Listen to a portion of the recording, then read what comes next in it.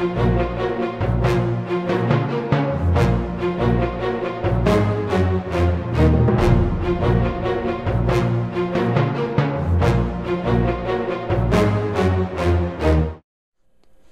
everybody, this is Sherry at djsundry.blogspot.com, and today I am going to be making a wedding shower invitation.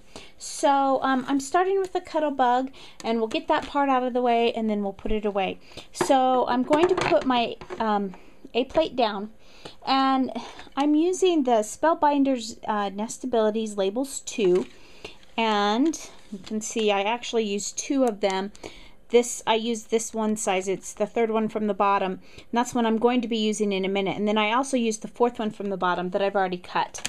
So I wanted to show you this because I wanted to show you some tips and some that I've done. Now, I printed Melissa and Bobby in black on my printer. I believe it was Corsiva font at about 22. And then I have from Tim Holtz, I have this new set. It's called Heartfelt, and I chose this stamp, and I stamped it using Victorian velvet, and I stamped it right over the top of our names, Melissa and Bobby. Okay, and so then what I'm going to do, I want to both cut and emboss this, and I had to think through this a bit to figure out what to do to make sure I had it lined up correctly, and I tried and made sure it was right. So what I'm doing is I'm lining it up just like that. So the cut side is the side with the ridges. That's going to go face down, and then I'll center my Melissa and Bobby right in there.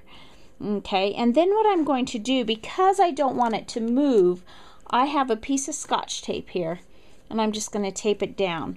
I don't want to get it on the inside because I don't want to mess up my seam. Okay, so then I'm going to just set that aside for just a second. I am going to get my C-plate and put it down, and then face up like so. I am going to put my embossing, my Spellbinders. Then I'm going to take my B-plate. Now you're going to hear some cracking and popping. That is typical, and I keep waiting for my plates to completely break. I'm sure that they will eventually. They definitely get scratched up and used up, but so far they're holding firm. Okay, so there is my first one. Okay, now what I want to do is I want to keep that in there because I'm going to emboss it now. But I'm going to pull off my piece of tape, and I'm going to tape to the back, just like so. See how I did that? I taped the back of my paper, and I still have my Melissa and Bobby, but I taped the back of my paper to the inside of the die. And I'm going to take my C-plate away. Now I have this little mat, and when I bought my Spellbinders, I didn't know you needed this. You do. So you're going to, now you've got your cut side facing up again, just like you did before. And now what you're going to do is you're going to put this little rubber piece from Spellbinders. The package looks like this. It's embossing pads, and it's a rubber shim. Now it says in the instructions on the Nestabilities to use 3 or 4 shims, or it says 2 or 3, but not to use too many because it will ruin your plates. I had to use 4 to be able to get a good embossed image. And then what I'm going to do is I'm going to take both my B plates, I'm going to put that on top, and then we're going to run that back through. It goes through easier to emboss than it did to, definitely easier to emboss than it was to cut.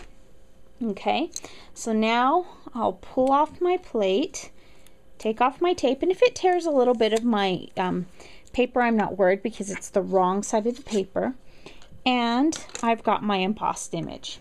Okay, so let's set this aside, get rid of my Cuttlebug, and now what I want to do is I want to take that same Victorian Velvet Distress ink, and I have my distress with the foam pad, and I'm just going to distress around the edges just a little bit, just to give it a little bit of contrast. It's just something fun that I did. I just like the way that blended when I tried that. Okay, so now we're going to move on to the rest of the card. Now for my next step, I already have the next size cut out. It's much easier if you're not trying to center it over something to cut it out. It's because if it slips, it's not a big deal as long as the paper's still covered. But I just wanted to take a moment to show you how to secure that so it won't slip. My first one slipped and was a mess. I did fine cutting it, but when I embossed it, it slipped and I ended up embossing all over. So there is that piece. So now what I'm going to do is move my stuff aside here. And now we're going to get on with our invitation. So let me grab some foam squares here because I will be popping this up. We might as well get that step out of the way. This is just one thickness of foam squares, and I get my foam squares generally from Michaels, the Recollections brand, and we'll just set that aside. Okay, so this is my A2 size card. I cut the white at, well, it's actually 11 inches, or 8.5 inches wide by 5.5 inches tall, and I scored it so that I have a 4.25 by 5.5 inch card. And then for the maroon or the burgundy or whatever color you want to call it, I cut that at 4 1/8 inches wide by 5 3/8 inches tall. I also did the same on the inside, and I've already printed the inside, and this just has the bridal shower information, but I did want to show you the bride has chosen kind of for her and her fiance's verse, scripture verse, Lamentations 3:22 through 23, which is actually one of my favorite scriptures as well, and I happen to have a stamp of it, so I just stamped that on the inside in the black, and then I matted and put all the information about the bridal shower on the inside as well. So now, then I took another piece of pink. The bride's favorite color is pink, and I took a piece of pink and I ran it through the Stylized Flowers embossing folder. I don't know how well you see that, but it's just a very simple embossing folder. And that piece is cut at 4 inches by 5 1/4. Now I don't want to stick that down quite yet because I want to do something else to it first. So I have this nice trim that I picked up at Joann's months and months ago. Now I've already made a few of these invitations, so I have a pretty good idea where it's going, so I'm just eyeballing it. But it's about maybe an inch from the bottom, and I'm taking my zip dry adhesive and I'm just running some off the back. Now, if this was a card that was going to be mailed, I probably would have to be more careful and maybe would even need to take a match to the ends of this trim because this trim is extremely ravelly. But you see I cut extra, and I don't want to tuck it under because it's this trim, it's like a corded trim, I guess you would call it, and it is really, really thick. And if I pop it up extra, it's going to pop up the card, and it will be kind of funny unless I popped up the whole layer, which I don't really want to do. So now I'm going to take my tonic scissors, and I'm going to trim that off right at the edge so that it's even. Okay, so we'll set that aside. Make sure it's straight. The zip dry does dry very quickly, but I do have enough time that I can kind of move things around. Okay, so now what I'm going to do is I'm going to take my ATG and we're going to adhere the next layer. Adhere it right down on the card. Oops, sorry about that.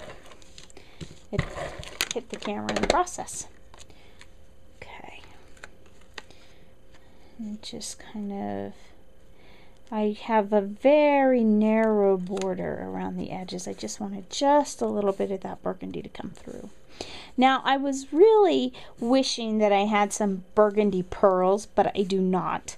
So we had to improvise, even maybe pink. I thought about white, but I think white just isn't. I have lots of white ones, but they just aren't going to be seen enough. So what I'm going to do with this piece, I pulled the foam off, and I'm going to kind of, I'm not really centering it, I'm putting it more towards that left upper corner on the foam tape, and then I need to anchor this corner. So what I did is I chose these Say It With Pearls, self-adhesive pearls from Want to Scrap. Picked those up at the Scrapbooking Expo, and they're in black, and I thought, well, that's better than nothing, and they kind of, at least then they'll tie in with the writing, the font on the names of the couple. And I decided, rather than choosing all one size, what I would do is I would use the graduated sizes. My fingers are sticky and sticking to me. And graduate down. I don't want to press that down until I'm sure it's in the right place. And so I'm using all 3 sizes. Let's grab my little tool here. That'll be better. Those Cricut tools come in handy for a lot of things, don't they? There we go. If I would have realized when I started this set that I had more of the medium-sized pearls, I probably would not have graduated it. I probably would have just left them all medium, because I think that would have been pretty as well. But there we have our card, our announcement for our baby, or for our bridal shower that's coming up. So thanks for watching, and have a great day.